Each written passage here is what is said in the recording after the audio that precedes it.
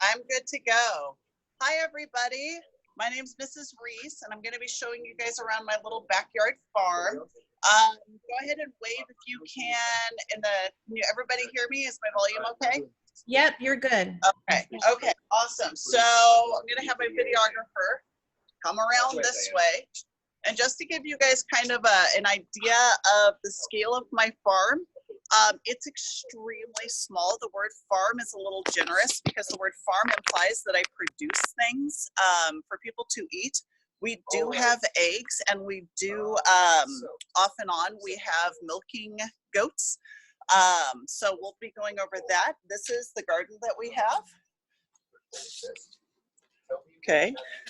And then right over here is where we're going to be going. This is where the bunnies are. So go ahead and follow me.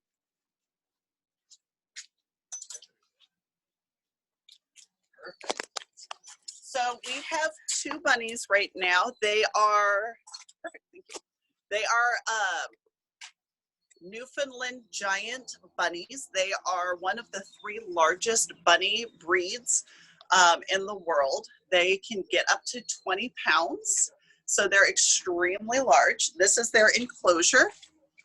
So bunnies need to have fresh hay. This is Timothy hay, and I'll be going over the different kinds of foods that we feed them. But this is Timothy hay, and then they also, can you see that little spot right there? They also get a little bit of grain every day, and then of course fresh water. All right, Lainey. They like to put themselves in like the hardest spot to see possible. Nope, we can you see them. Mm-hmm. Okay. So the little white spotted one is Penny, and the gray one is Dorothy. And this is pretty much how they live their life. We let them into the regular garden from time to time to kind of clean it out at the end of each growing season. And they eat everything down to just nothing, and then that lets me start planting again. All right, Mrs. Aarons, have any questions about the bunnies started coming up yet? Nope.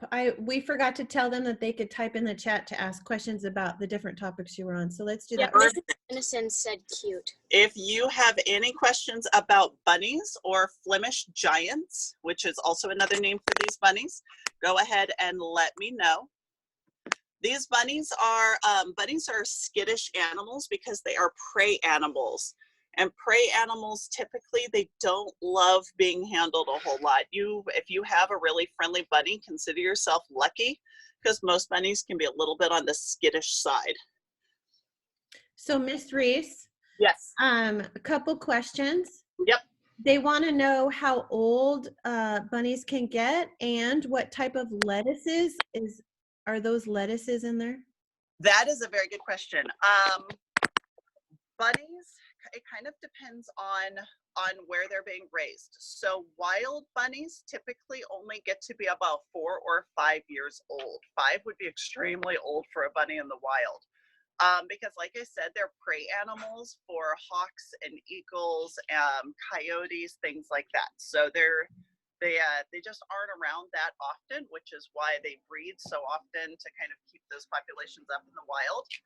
In captivity, which means if they're being kept as a pet, an indoor bunny can usually live to be maybe 8 years old, 9 years old. An outdoor enclosure like this, maybe closer to like 6 or 7. A 7-year-old bunny in an outdoor enclosure would be considered a pretty old bunny.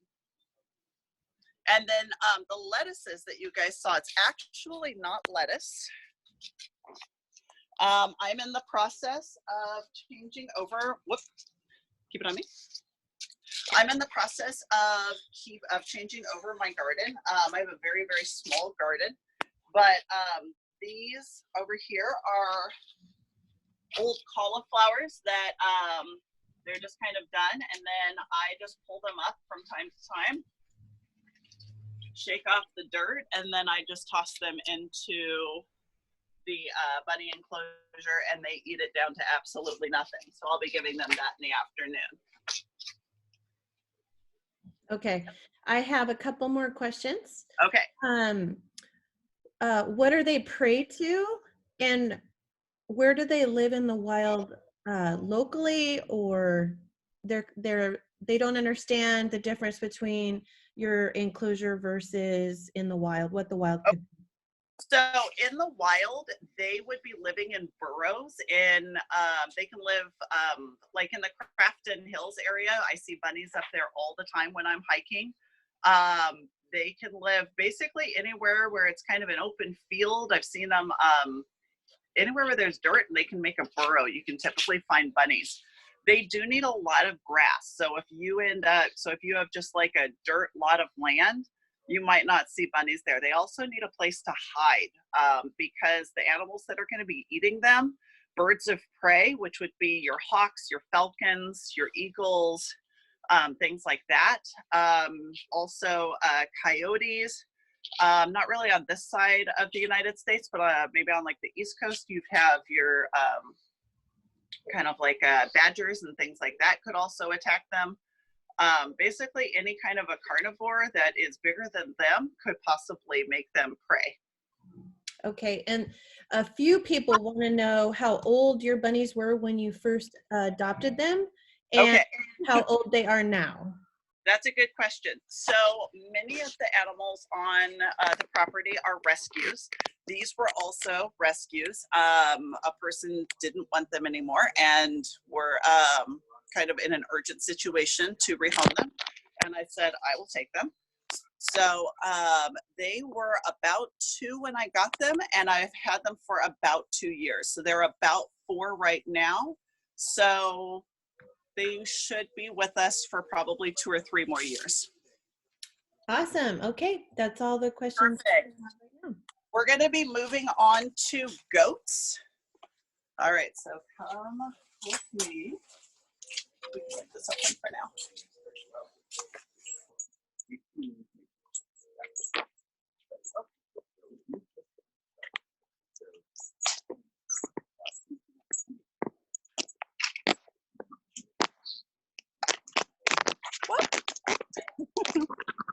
All right. So, am I too much in the sun over here? Nope. Is that okay? Perfect. All right. So, we're going to be talking about my goats for a minute. Can you back up and show them? So, this is one of my goats. This is Liz, and both of my goats. This is Emma behind me, and they are both Nigerian dwarf goats. There are 2 goats that are of small breed like this in the world, the most common. And you can either have African pygmy goats or Nigerian dwarf goats. And those are 2 different breeds. These are the Nigerians. They have a little bit of a leaner body. They shouldn't like being held like this. They do usually, hi beautiful, I love you. They do usually have horns. They have, these babies have been dehorned, which is a process that they go through when they're about a week old or so. They can produce milk, which we'll be going over in just a few minutes. Look at you, look at you. I love you so much. I love you so much. Liz here. Hi, baby. Liz here. Usually they're a little bit excited right now because I'm talking loudly. I don't usually talk this loudly when I'm back here, but they usually like their faces scratched and whatnot. Quick anatomy on a goat. I don't know if she's going to hold still for me. You might be better. Hi. The males and the females can both get a beard. So for those of you that have ever seen a goat with a beard, you say, oh, it must be a boy. Not necessarily. Girls can grow the beards too. And she would have had horns when she was born, and then those have been removed. This little hard empty spot on top of their head is a rubbing spot. They get the same thing on their knees. They're basically just hard spots from where they rub it over and over again. She likes to rub her head on this spot on my fence, and she's basically just made a really hard callus here. Inside of their mouth, you guys might not know this, but they don't have teeth on the upper and the bottom of their mouth. I don't know if she's gonna let me do this. This is a big ask. Nope. Let me try you. Come here. Nope. Back to the first one. Let me see. What are you doing? What are we doing? All right. So on the mouth, can you see the mouth?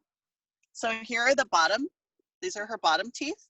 And then on the top, they don't have an actual, they don't have any teeth on the uppers. I don't know if you guys can see. Oh, shush, you're fine. They don't have any teeth on the upper. She's not loving that. They do have teeth on the upper and the lower on their molars, but not in the front. So they are strictly vegetarians. They only eat the hay and the grain that we give them. Have we been generating any questions so far? No. Sorry, I muted myself on for. It's okay. We do have some questions. You answered some of them already. Okay. But let me just throw them out there and you can get to them as you want. Sure. How old are they? Did you rescue them like you did your bunnies? Did they get the COVID-19 shot for animals? Okay. What type of diseases do they get? Okay. And how old can they grow up to be? Those are good questions. So these are not rescues. There's a wonderful breeder if you're ever interested in goats. There's a wonderful breeder that we go through in Calamasa, and we actually got these babies when they were 3 weeks old, and we raised them on bottles because they hadn't been weaned yet, and they've been here ever since. They can typically get to be about 10 to 12 years old. Obviously not in the wild. In the wild, because again, these are prey animals. They wouldn't live to be that old, but in captivity, living the good life that they live here, easily 12 years old. They do need to get vaccines, and they do get vaccines annually. Diseases, let me think on that. I know I'm struggling to remember the names of some of the diseases that they can get, but let me come back to that question. I did want to talk a little bit about their eyes. Can you look at their eyes real close? So if you look at their eyes, can you see how they have kind of a rectangular pupil? Can you see that? Yeah. Okay. So the reason why they have a rectangular pupil is because these animals are low to the ground and they're constantly looking for predators that might be attacking them. So that very long pupil allows them to see basically 360 degrees around themselves. So the front of their pupil, they can look directly in front of themselves, and then it's kind of like a panoramic view, stopping it right about here. And then they have another one on their other eye, so they can actually see everything around them, which is why if you've ever seen like a nature show, you've noticed that it's really hard for like cheetahs and things like that to sneak up on these animals. That's why, because they can see you coming from a long ways away. They also have an extremely good sense of smell. Keep it on me. I'm gonna go get something real quick. Mrs. Rarick asked, why do they not have top teeth? Yeah, hang on a second. We're gonna also include another question in that, love. So why don't they have top teeth? And how do they eat if they don't have top teeth? So what they do is they use their it's called a soft, it's called a soft palate on there. So it's kind of like what a baby would have before it gets teeth. It's just kind of like a hard gum.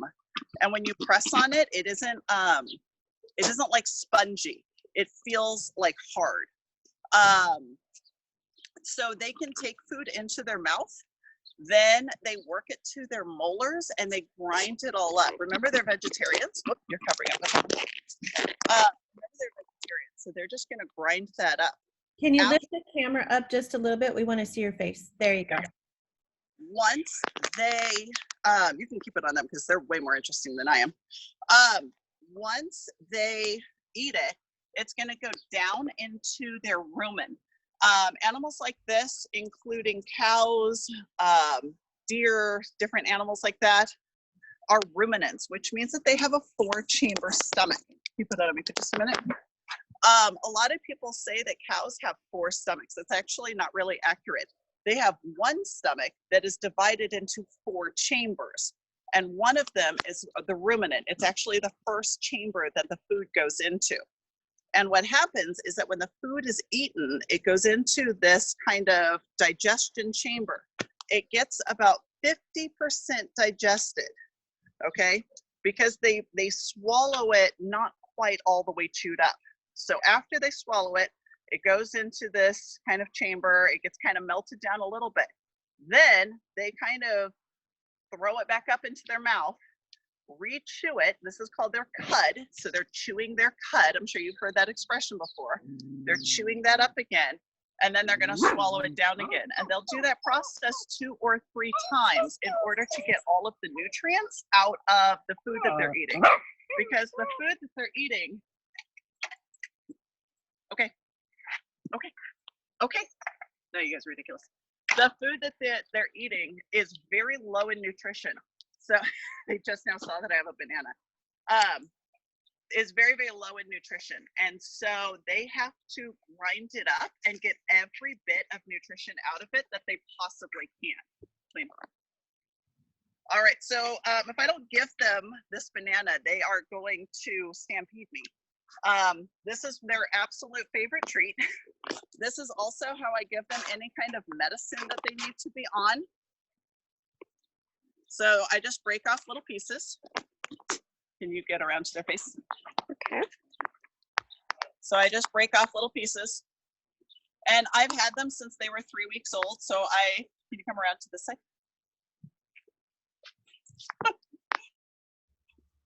And then zoom in a little bit. You can't zoom in. Not the actual zoom, like walk forward. Zoom out again. Zoom out again. And then you walk forward. Perfect. Okay. Woo! Interesting thing is that I forgot where I was going with that. Can you walk forward a little bit? This is the Is it only way too way that close? this is the only way that they can see like all the goats plus you. Okay, I don't want them to see me though. I want them to zoom in on just their mouths. There you go. Perfect. All right, so this is Liz, and she's a big hog, and she will try to get just about everything.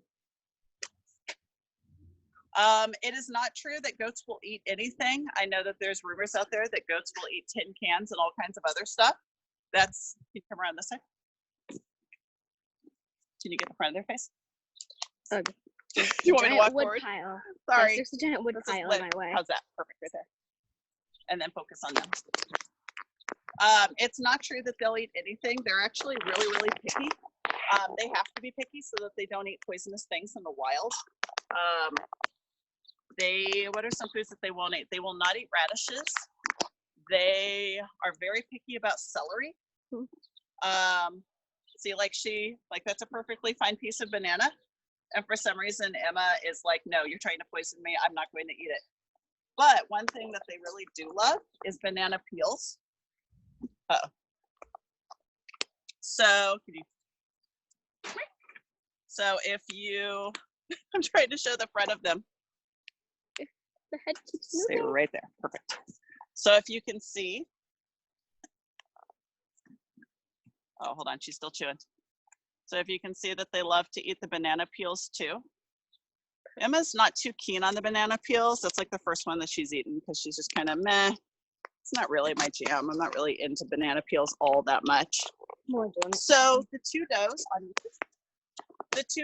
these are does. Females are does, males are bucks. The two does that we have are not milking, but we did have a milking doe. I borrowed her from a girlfriend of mine. We did have a milking doe here, and the milking doe, I milked her and I made cheese out of it. I made all kinds of things out of it. You okay, Lynn? My arms hurt. Your arms are hurting from holding it up so long. We're gonna give you a break right now. I wanna show you guys a quick video of me milking from about a week ago. Mrs. Aarons, can you show me that video? Yep. Perfect, thank you. Yep, I'm gonna share it right now. Bear with me, ladies. And then there is sound, so make sure that you click the sound button too. Yep, no worries. I've got it ready to rock and roll. Perfect.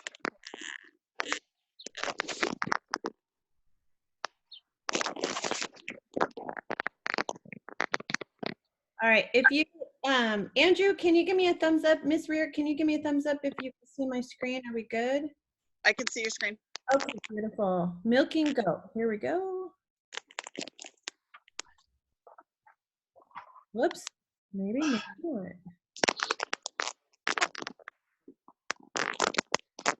All right, let me stop sharing for a second. Miss, I need just a couple minutes if you want to Oh, talk. sure. About Absolutely. I don't know so, what. Let me show you guys real quick. Hey, Lane, you ready? So some of you guys are going to ask questions about, well, where do they live? This is kind of their little goat enclosure. It is about 20 feet by 20 feet for the fence part. And then this part is about 8 by 8. And this is where they live.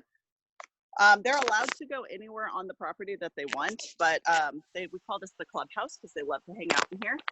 A couple of features. This is where we put their grain. This is their hay rack.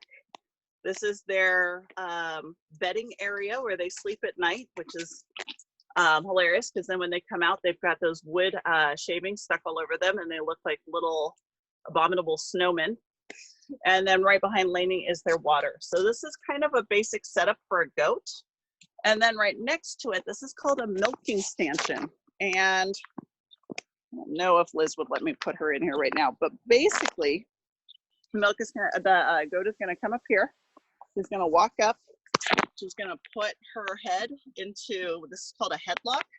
And then you just close this and they are perfectly fine. Okay, their head is right through here. And I know that looks really narrow. They have plenty of room because you need it to be tight enough to where they can breathe and be fine, but also not wiggle free. And then this is where the milking happens. So this is what you're gonna see in the video as well. Okay, I'm ready. I'm ready now. Thank you so much for your patience. Yep. And here we go. Oh. I think I'm still spot. I'm gonna mute you for a second. Can you guys see my screen big? Okay, thank you, Miss Dennison. Here we go. I can see it. Hi everyone, it's Mrs. Reiss here with a goat that we are borrowing from a friend. Her name is Ferdy, and I am going to walk you through how to milk your goat with one of these homemade milkers. This is something that I made with the help of YouTube and some borrowed parts. So basically, this is how it goes. So we're going to start with cleaning off her udders, and this is of course very, very important. So this is just like some soapy water, and I'm just going to go along. And the water, I've been out here for a few minutes, so the water's a little bit cooler than she would probably like. She likes her water very, very, very warm. So we're just going to go around and just soapy water and just get everything kind of as clean. Oh, thank you. As clean as I can. I want to kind of get everything that you can get. Whoop, slippery. There we go. And then the next thing that I'm going to do is we're going to put the milking jar on the ground right there. And I just kind of, usually Delaney holds it, but I'm going to hold it with my feet since she's videotaping me. Okay. And then, you want to zoom in right here, baby? There you go. So this is her udder. This big bag here is called her udder. And this is her, it's called a teat. And then this is called a false teat. It basically doesn't do anything. It doesn't produce new milk. It's just kind of there. So I'm going to kind of take this area right here. I'm just going to gently kind of pinch it a little bit, and it doesn't hurt her. I'm being very, very gentle. And I'm just going to kind of hold it. And I'm just going to squeeze a little bit. And I'm going to do that a couple of times until the milk comes down. There we go. And then there's a nice big stream of milk. So she's pretty much ready now. So this, I'm also going to hand milk her because I like to get every little last bit. But this little milking machine helps just get it out quickly. So this is the cup right here. So I'm going to just gently put that on. Make sure that I've got her false teat and her actual teat all in there so I get a good suction. And then this is a brake bleeder, like that you would use on your car, but it has a PSI gauge on it. So I don't use too much force. I only use a little bit of force. And it basically isn't that different than like a person who's pumping milk for her baby. It's about the same. So I now have enough PSI built up in there where it will kind of hold on all by itself. And then I'm just going to pull it or keep pumping it until I get about 8 PSI, which isn't that much at all. It doesn't hurt her at all. You want probably between 8 and 10 PSI, so this is kind of what it looks like. Here's my little PSI, and I keep a close eye on that. And then, Delaney, can you kind of show what that looks like? Hold it super still. There's like milk going through. Yeah, and then there's the milk. It's coming through. I don't know how well. We might have to kind of get out of the shadow a little bit. I don't know. Look, yeah, they can you just can see it kind go of see through. the milk trickling through. Super slow. There you go. Oh, perfect. Right there. Maybe back up just a little. So Can't tell where now the shadow is. all the So- milk's coming through. Anyway, you can definitely see all of the milk. There's like a nice stream that's coming out of basically her teat. And she's really happy. She's down here at the other end. Hi, baby girl. She's down here at the other end, and she's happy to eat her sunflower seeds and Cheerios. And that keeps her happy and quiet, and most importantly, still. So we're gonna do this for a couple of minutes. Are you able to pause it and then continue your video? Nope. It won't let you continue it? Pause. Yep, it won't pause. Okay. All right. Well, No, we'll wait. just Yeah, it won't pause. it won't pause. Okay. Well, that's okay. So we're almost done. We'll just show them how we do one side. So it's Or we just. could do both. Did you show Just to them get it this? clear. Oh yeah. So this gets suction cupped, all the pressure comes through here and straight inside of Can you this get bottle. a good view of it? There you go. all So that milk. this one doesn't have any. Can you show them the tubes? Perfect. So this tube doesn't have anything because this is what the pressurized air goes through. This is the only one that has milk coming through. And then, did you show them how much milk we already have? We have a lot of milk. So just in the couple of minutes that we've started this, we've got that much milk. And we want to be kind of quick about this because we don't want the milk to start getting really warm because it's a pretty warm day. We want to Milk we want to can't get really we want to warm. milk her and then get this milk into the fridge as soon as possible. So, you want to show? Keep your eyes on here. Pressure, it's right there. Good job. You're very good at this. Just make sure that your eyes stay on here. I just noticed. Oh yeah. So let's pause it. Pause it for a sec. All right. So by now, you want to show them this. By now, all of the milk is pretty much out. There's no more milk coming out of here. So what I'm going to do is I'm going to press this button right here, and I'm going to press this, and it's going to release all of the pressure off of the little 20cc cup here. I'm just going to gently pull it off, and then I'm going to come in here and just kind of wash my hands because you always want to make sure that everything that you do is with very, very clean hands. And you're going to probably have to squat and then come in from this side. There you go. And then I'm going to kind of hand milk her to get every last little bit out. Now, sometimes when you guys watch like animals being milked, like in cartoons or in the movies, you'll see like farmers just like pulling on the teat like this, and that's not accurate at all. What you're going to want to do is you're going to want to clamp it a little bit right here, not too hard, and then this traps the milk in this part of the teat, and it's real firm when you touch it, and then I'm just very gently squeezing it out, and then I kind of let it fill up again, pinch it a little bit, and then I'm just going to keep going. And I'll see, can you see the milk coming out, Lainey, through the, is it showing it all, or is there a big shadow? There's no shadow. There's no shadow, oh good.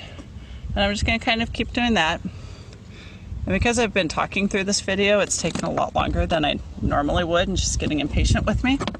So once it looks like there's nothing else to do, I'm gonna kind of, this looks kind of odd, but I'm gonna kind of poke and prod at her a little bit, because this is what a baby goat would do. When the milk stops flowing, it would kind of headbutt the udders to get any more milk that's up there to release. So I'm gonna squeeze and pull. Oh, you're fine. You're fine. You're fine. She's getting impatient with me. She's like, what on earth is taking so long? I know. Eat your Cheerios. There we go. She hasn't really eaten anything. I'm just kind of, and this is really, I mean, if you look at it, we're down to just the nothing. So then what I do is I take my little cloth and I just kind of rinse her off one last time, and this kind of makes it so that all of the flies and stuff won't like land on her and bother her. And what I do is I come in and I do one more super clean squirt that just barely comes out of the bottom, and then she's done. And then we move on to the other side. All right.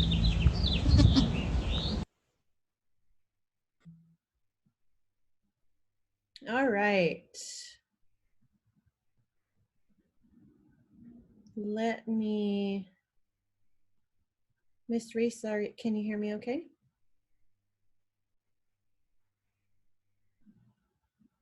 She's muted.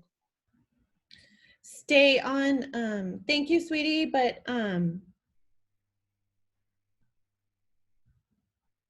let's see. If you guys can't see the screen, then it's possible that you're frozen. Okay, I can. Awesome. And then if you could spotlight me, then I think we're good. I will. Let me go up just 1 second. I was looking for you again. I should have made you a co-host. Just talk and I will spotlight you. Okay. All right. So I imagine that process probably generated a few questions. So there we go. So Mrs. Ahrens, could you check the chat for questions on milk? Is the milk cold when it comes out of her udder? That's a great question. No, it is not cold. It is the same temperature as your body temperature. So a goat's temperature is about 100 degrees or so, 102. They're a little bit warmer than a human. And it comes out all steamy hot, just like that. It's not cold at all. Also, let's see, is it fresh or do you have to clean it? I'm assuming they're asking about pasteurization.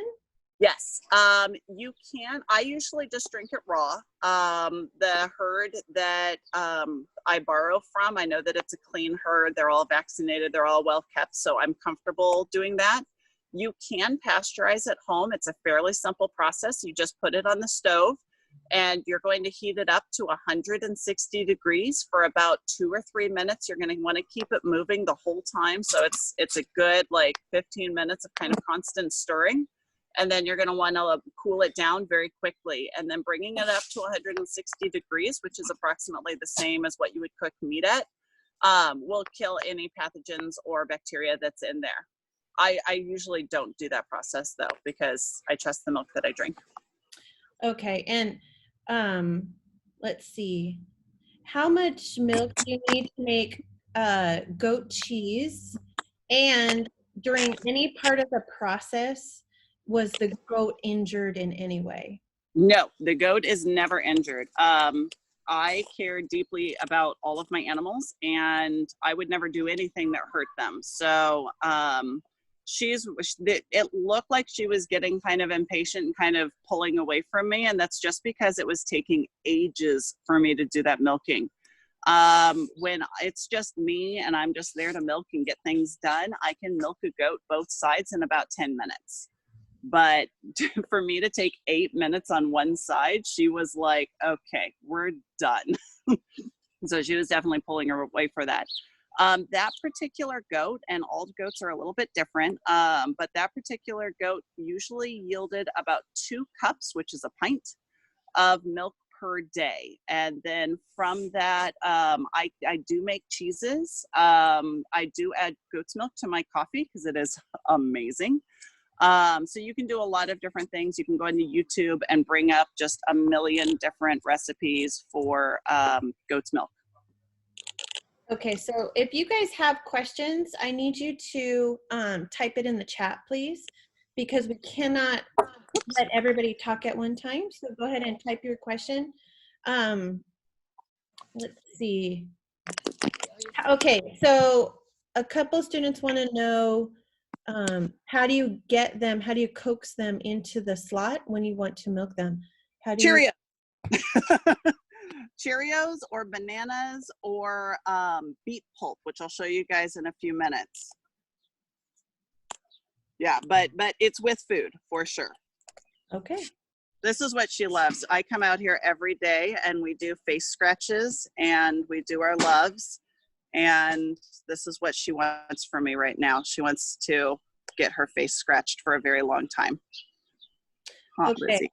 The last two questions, so we can move on for right now, would be, how does the goat milk taste versus cow milk? And they want to know, if they wanted to buy a goat, how much would it cost to purchase one? That is a very good question. So, oh, she almost revealed her upper palate all by herself. I thought that she would show me that. They're panting a little bit because they're hot. They pant just like any other animal would when it's hot.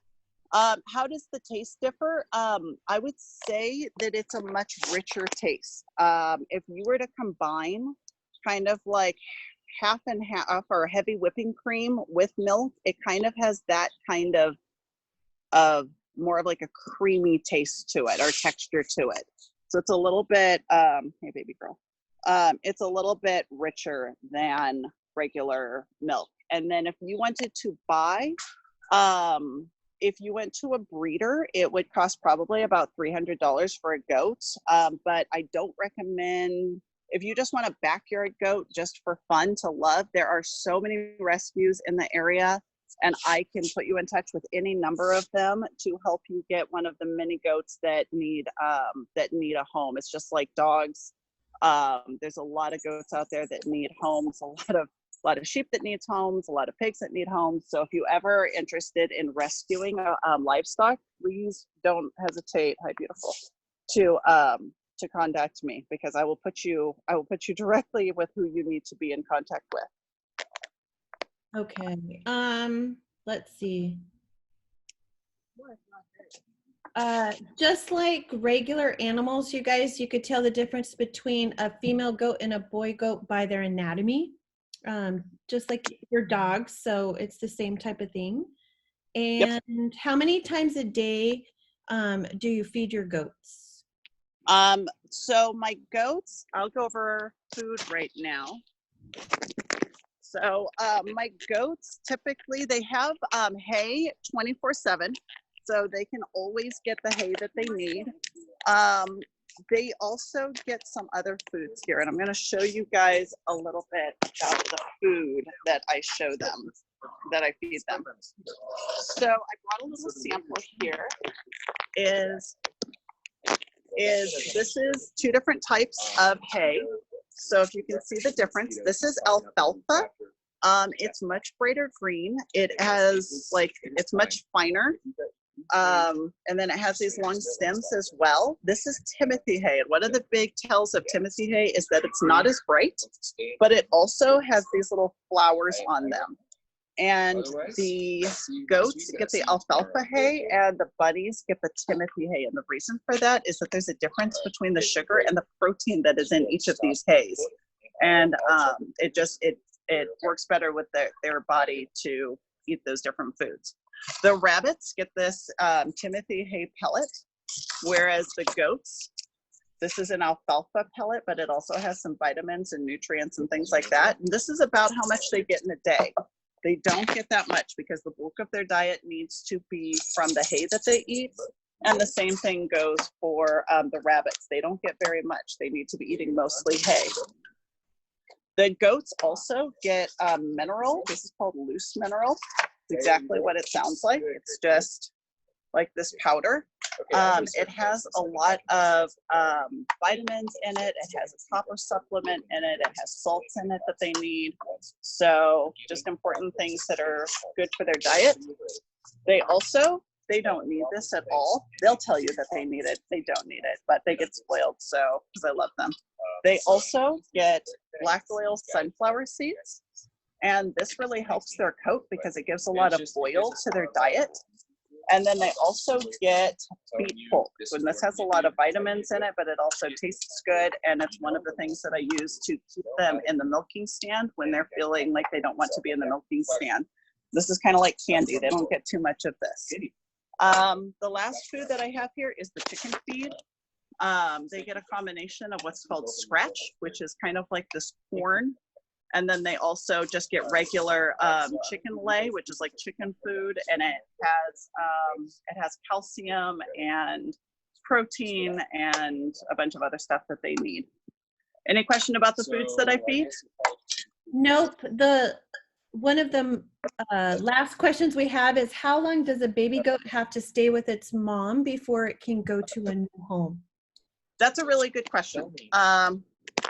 So the gestation period for a goat, which is how long a mother goat will be pregnant with her baby, is about 5 months. So it's a long gestation period. Usually a first-time mother will give birth to one kid. That's what you call a baby goat. They're actually called kids. And this is my favorite part. The season of goats having babies is called kidding season. It's not a joke. It's literally what it's called. It makes me laugh. So usually an experienced doe will give birth to 2 to 4. 4 would be a lot, but usually two or 3 kids at a time.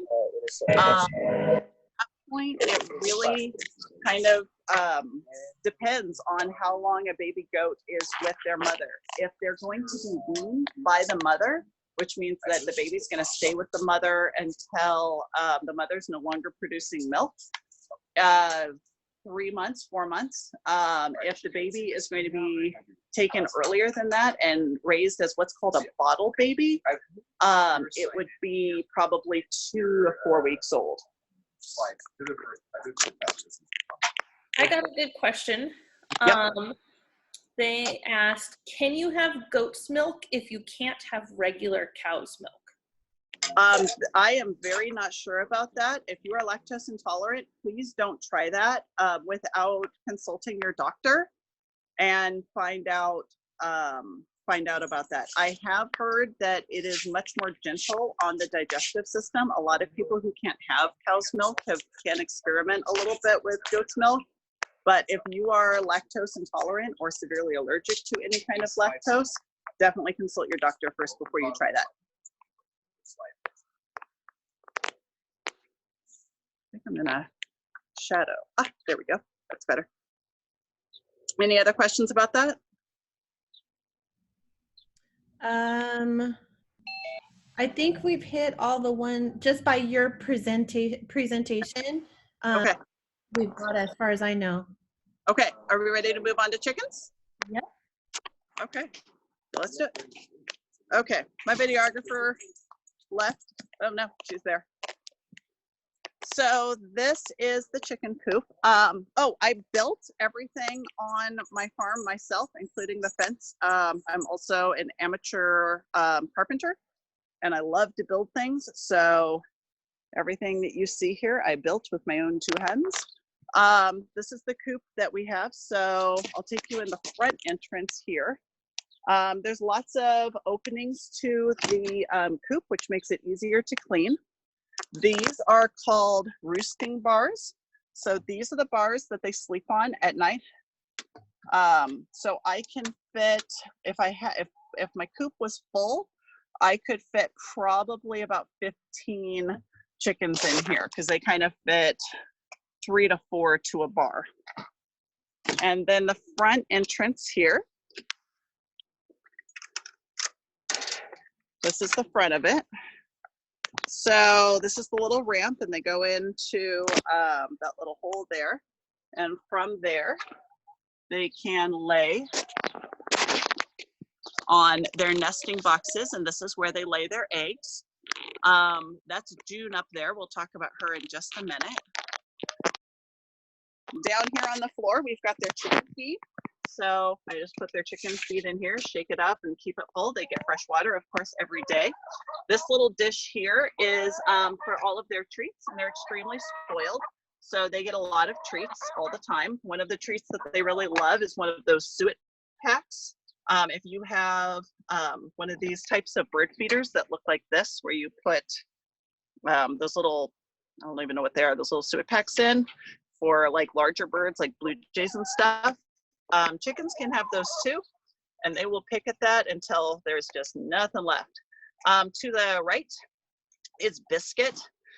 She's a personal favorite of mine. She is 9 years old, which is like 112 years old in chicken years. It's super, super old. Next to her is Biscotti. A lot of my chickens are named after baked goods because I like to eat baked goods. Biscotti is 2. Coming in right here next to Biscuit is Eleanor. She is 8 years old. And there in the back is Daisy. My daughter is holding one of her absolute favorite chickens. This is Poppy, and June, we already talked about, is inside of the nesting box. So these are them. I can feel that a question about how old do chickens live is going to come. They can typically live probably 10 to 12 years old, but that would be very, very, very old. 7 to 9. She wants more treats. 7 to 9 is kind of typically the age that they pass on. But hopefully mine will live because they are spoiled. Nan's almost say they get a suet pack every days. They the black oases all the time. I also buy mealworms, so they get a cup of mealworms in the afternoon every day. They're living their best, I can assure you. So I'm going to come around. I'm sorry that's a little bit jerkier here because I'm having to do it myself. We're losing your video just a little bit. We're losing your internet. Okay. Is that any better? Yes, much better. Okay. Thank you. Sorry to interrupt. Nope, you're just fine. I'm going to go to kind of a tricky spot. Tell me if the internet. Nope, you're frozen again. How's that? Back up just a little bit. Okay. Okay, I'm going to go around to the other side. Okay. Hold on. I thought that I could make it to the back of my chicken coop. Nope, not so much. Okay, so back where I was 2 minutes ago. Okay, so I'm inside. Oh, they're all upset because I'm inside their space. Okay, so what's happening now? Biscuit, actually, who was just now eating, decided to go into her nesting box. So she's getting ready to lay an egg. And up here is June. June is up there for a totally different reason. I have tricked June into going what's called broody, B-R-O-O-D-Y. And what that is that he thinks that is sitting on fertilized eggs right now. She's not. She's sitting on ceramic eggs. Ceramic would be like the same material as like coffee mug is made out of. But she's sitting on ceramic eggs right now, thinking that they are going to hatch. And she is going to be my mother for the eggs that I have in my incubator. So when the incubator eggs hatch, then I will have baby chicks. And we will kind of sneak them under her and make her think that she hatched them. And then she will raise them for us because she will be an excellent mother. And there's Biscuit saying, can I get some privacy, please? I'm trying to lay an egg here. I'm sorry, Biscuit. Any questions about? Yes, okay. So, yeah, let me scroll up. I asked them, you're fading out just a little bit, just so you know. Okay. How old are they? Let me back up just a little. How old are they when they lay their first egg? Oh, that's a good question. So usually they're about 5. Give you something interesting to look at. Usually they're about 5 months old. So they will hatch. The incubator eggs that I have right now are going to hatch on May 18th, and then it's usually 4.5 to 5.5 months later, depending on the breed. How many eggs can they lay in one day? A chicken will lay 2 eggs every 3 days. So typically my chickens they'll lay on one day, they'll lay on the next day, and then they'll usually take a day off. It usually kind of goes about like that. Chickens usually lay in the morning, so sometime between 8 and 11 is when most chickens lay. Yeah. Okay, and our last question for now is, can chickens get aggressive? They can.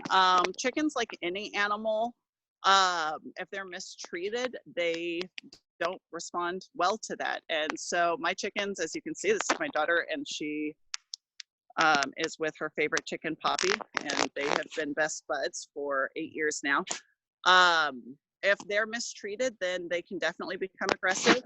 Roosters, and I don't have any roosters on my farm, are just kind of naturally more aggressive. I have heard of really sweet, loving roosters, but generally speaking, roosters can be a little bit more persnickety, where hens are pretty gentle most of the time, especially my hens, because they get held and handled all the time.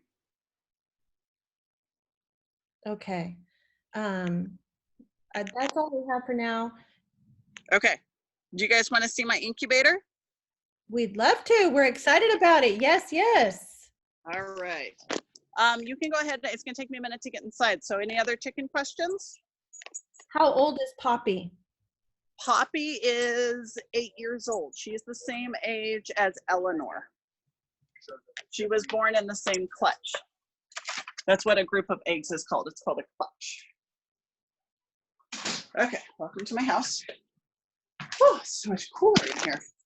All right, you guys get to see my Zoom office, which I just finished with the Zoom 5 seconds ago, so I haven't had a chance to tidy. Oh, there's open cabinets. Did you mention how much food they eat every day? I did not yet. They eat, I can't really calculate it. I know that they eat a 50-pound sack of food every like 6 weeks, but I don't measure their food. They just free eat as often as they need to, and I just kind of keep their food topped off. Okay. Those are all the questions I see right now. Perfect. This is the incubator.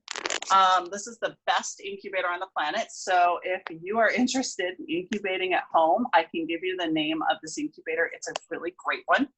On top, there's a control panel, and chicken eggs need to be kept at about 99.5 degrees.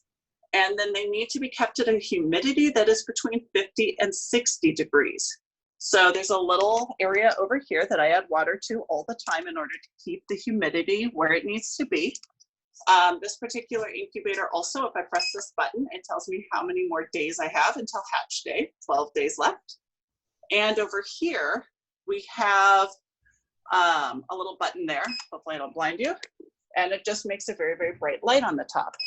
Now the purpose of that very bright light on the top is that that way we can candle them.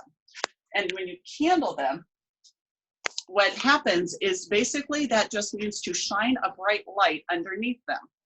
And when you shine a bright light underneath them, it allows you to kind of see into the egg. It's kind of like an ultrasound for the egg. And we are able to see movement and veins, and we're able to see a little bit of the chicken. Now, the reason for this is because a chicken egg, if you've ever cracked a chicken egg, they're not very thick. And they're not very thick for a couple of reasons. One, a baby chick has to be able to bust out of it after 21 days, and baby chicks are not that strong. A baby chick would have the use of what's called an egg tooth, which is a very hard calcium deposit on the tip of their nose.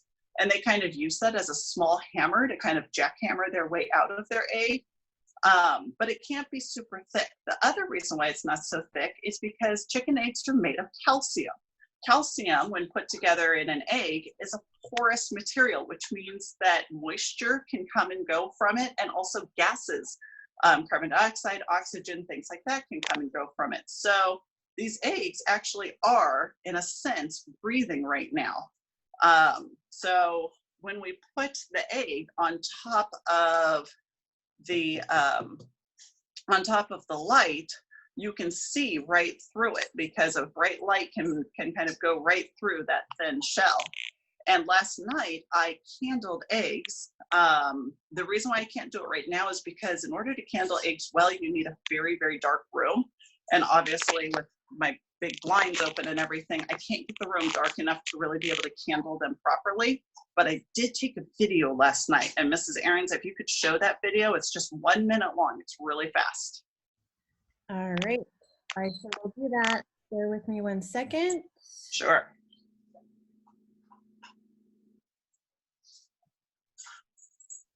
I'm getting better at this, but I'm not quite an expert yet, you guys.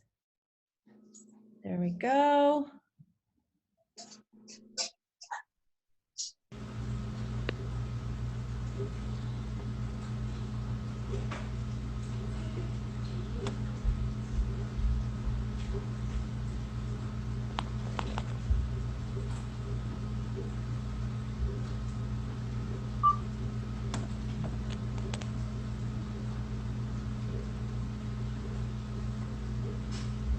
So as you guys can see, on this that I've been narrating, as you guys can see, the baby is around inside and kind of rolling around, doing backflips. You can kind of see that development. It's pretty amazing.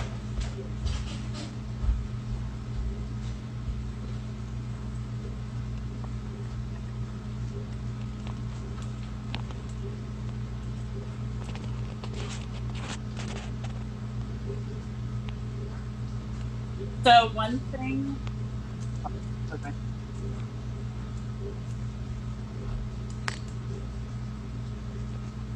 Did it restart itself?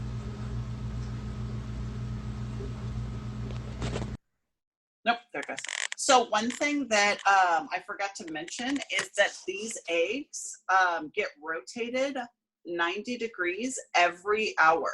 So I can actually force, by pressing these buttons on top, I can show you how the rotation looks.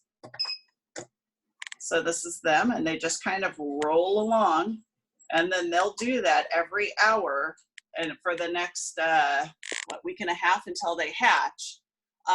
They shouldn't be rotated when you get to 3 days before their hatch date, because at that point, the chicken needs to rotate itself inside of the egg, which is kind of amazing, so that their head is facing their air sac. And the air sac is kind of the fat end of the egg.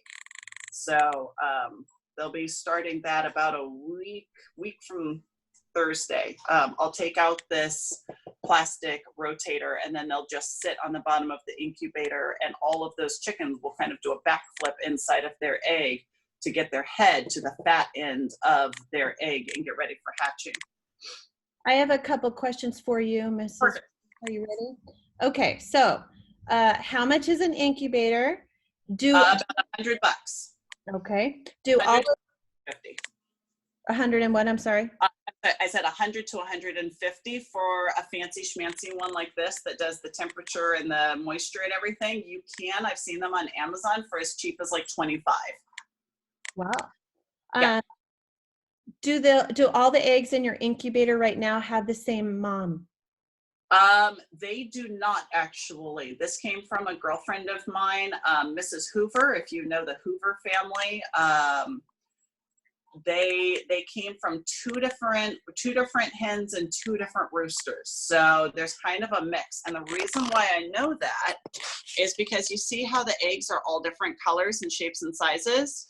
So these bluish ones, let me see if I can get a light in here. Oh, hold on. With my left hand, I'm gonna turn on my phone with my right hand. Okay, is that better? Can you guys see? Yep, that's great. Okay, so the lightish blue ones are from a hen that lays blue eggs, and the brown ones are from another hen, and then way in the back where you can't really see it, there is like a darker blue one. And so there's a couple of different parents in this clutch in particular. Okay, so about how long will they stay as an egg hatching? 20, so they exactly 21 days. 21 days. Have you ever known an instance or heard of an instance that they stay longer than that?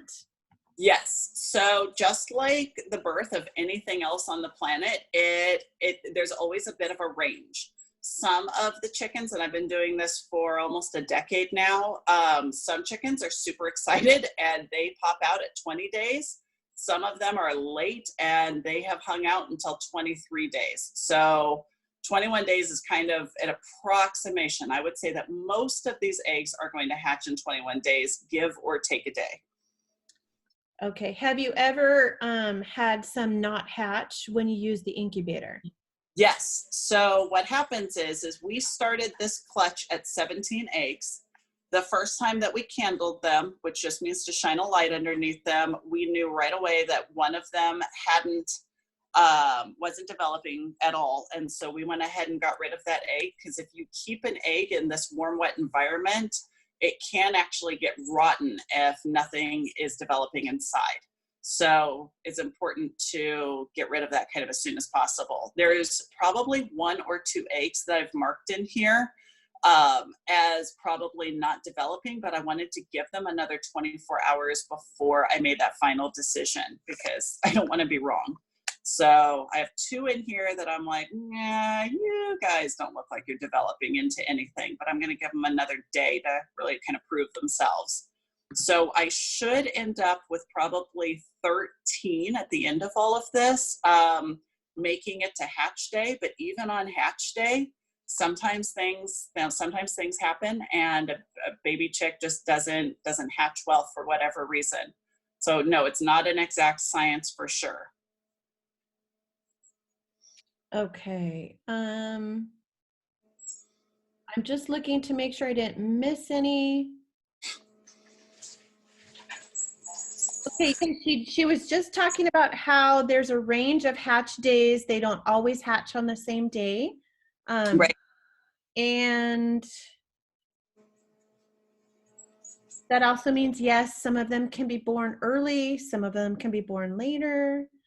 Yeah, but only early and late by like a day. I mean, it wouldn't be early or late by like a week. If 21 days is pretty accurate for, I would say, 85% of all chickens. Okay.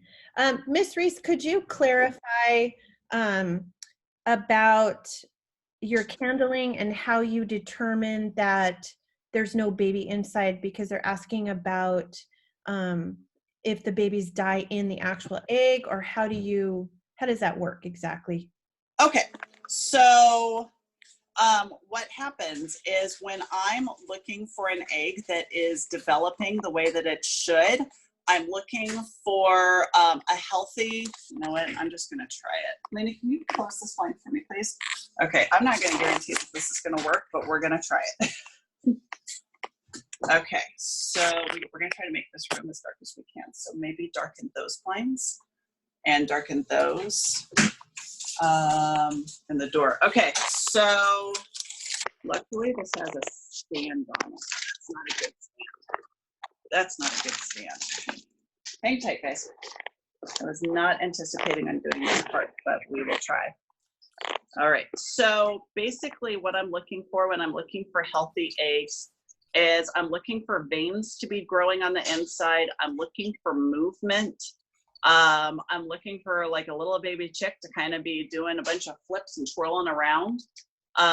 If I don't see that by like a week and a half of development, then that means that something went wrong. It wasn't meant to be. So we'll hold this super still. You're gonna kind of have to lean over me. Okay, that's probably not gonna work. Here's an interesting question for you, Ms. Reiss. Yeah. Yes. As some other animals are hairless, is Yes. there such thing as a hairless chicken? No, there is not. All right, there you go. Yep. I should say featherless, right? Right. So I just now very carefully took out an egg. I'm going to put it right here on top of the candling, and I'm going to turn it on. So I'm going to kind of do that to kind of block the bottom. So what I'm looking for with this egg is a lot of movement. I'm so sorry that it's so jiggly. ladies and gentlemen. Thank you. So if you can see the bottom, okay, you see that little air sac right there? That is a healthy, developing chicken. Everything, all of this dark space in here is getting filled up with baby chicken as the baby gets bigger and bigger and bigger. I was hoping to find one that was very, very active.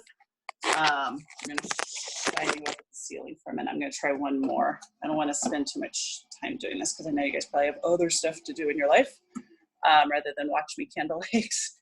Unless you find this really exciting, and then we can stay forever. Because I'll candle eggs all day long. So here's, I think that this one's a good one. So here's, if I kind of hold super still, I don't know if you guys can see any movement happening. Can you guys see anything moving or not so much? No, not so much. The problem, okay, stay super still. Okay, can you see anything moving? You should, just a little. Keep an eye on the dark and the light spots. There it goes. Yep. Yep. We saw this See? look. There it is. It's actually moving a lot. That's a baby chicken moving inside.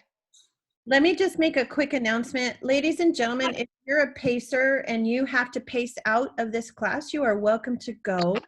If you have something else you need to do, you are welcome to go. You are not required to stay. Yeah, I can literally talk about chickens for like ever. So if you have other things to do with your life, I totally understand. Okay, so if you look at the bottom of this, you see that air sac right there? Again, that is a healthy, developing chicken. So let me give you an example. Whoa. I know that you're, is that better? Okay. Let me show you an example of one that I am like 99% sure, let me see if I can find it, is not developing. And I already marked it. So I'm not sure. Oh, well, dang, it actually looks a little bit better today. Why I don't get rid of them until I'm absolutely sure. So this one, you notice how this one doesn't look like any of the others? It has a lot of space here. You can actually, this is kind of neat because you can see all of the little openings on the porous shell of the calcium. So if you see that, so I'm still keeping an eye on this one. I went ahead and wrote on it dud because I'm just so not sure, but I'm going to leave it in there until I'm 100% sure. But I spend a lot of time watching this little guy to see if anything is moving. I don't know. We're gonna keep watching, but it does have a little bit of an air sac, so that gives me some hope. But we'll kind of see what happens there. Okay. Any other questions? Not yet. I just want to, we do have a couple, I'll get to those in just a second, but we have a lot of people asking if they can go. Let me make that announcement again. If you need to leave, you may leave. You are not required to be here right now. Okay. We're going to wrap this up in about 5 minutes because it's almost 11:15. So if you want to ask your questions and you can listen to Mrs. Reiss give some answers to those, I will go through them right now. Is it normal to have cracks in the egg before it fully hatches? I mean, no. I mean, an egg has to stay completely sealed until hatch day. So once hatch day comes and that baby starts pecking at it, then of course there will be cracks, but you can't have any cracks before then. It has to stay completely sealed. They're also asking about the colors of the eggs. We know that they come from different mamas, but as far as the babies are concerned, does it make a difference in any way, shape, or form? So the different breeds produce different colored eggs. You can typically tell by the color of a chicken's earlobe. And for those of you that have never thought about a chicken as having ears, they do. It's kind of a big puffy patch on the side of their body. And basically those chickens that have white patches on the side of their heads will give white eggs. And then the brown patches will either be blue or brown eggs or some variation. And typically whatever egg that chicken came from will be pretty close to what they produce. Okay. If it's a purebred. If it's some kind of a mix where you've got two different chickens from two very different breeds, then it's like anything else when you have crossbreeds. It could be a combination of those. Okay. No, you guys, eggs can be hatched by their mom. They don't have to be in an incubator. Yes, 100%. And I've had Daisy, that really big white one with the black head. She actually raised a whole clutch of eggs, sat on them the whole time, raised up her babies, and she is a fabulous mother, very, very protective, good mama. And she sat on eggs for me 2 seasons ago. So she did a very good job. That's why I bet she'll be a good mom for these eggs or these Yeah. babies. She's a good mama. I don't see too many more questions except for there's a couple kids in your class that say they want to take an air quiz with you. Okay, that's fine. So we'll wrap things up. Thank you guys so much for hanging in there with me. I know that I went a little bit long, but I knew that I would go a little bit long because it's me. If there's any teachers still out there, I don't know if we have a virtual field trip set up for next week, but if we want to do part 2 of the farm, we definitely can. Or if we want to do something else, I'm game for that also. We did have kids asking to see the chicks hatch, so we will keep them posted about that, right? Yes. So what's going to happen is these chicks are due to hatch on May 18th. I will set up a Zoom that will just kind of stay open, and I will put my document camera on them, and you guys can come on and come off as you want, and we can watch babies hatch, because that's what I will be doing all day long. I will be drinking coffee and watching babies hatch. So I will invite you guys, and that will be on my Zoom. Okay, awesome. Yep. Let's see. People are just saying, asking questions you already answered, so we'll deal with those later at a different time because we're over our time and I actually need to go myself. I have a student meeting. Miss Reiss, I want to tell you how impressed on behalf of everyone in here. I know that we are all amazed and impressed at everything you showed us today. I learned so much. Thank you so much. You are so welcome. It is when you have somebody like me who loves animals, it is no inconvenience at all to talk about my animals all day long, and I barely scratch the surface. So if you guys ever want me to come back, I would be more than happy to, and I can go more in depth. You guys can ask your classes, is there anything you want me to go more in depth on? I can do a demonstration on how to do hoof trimming.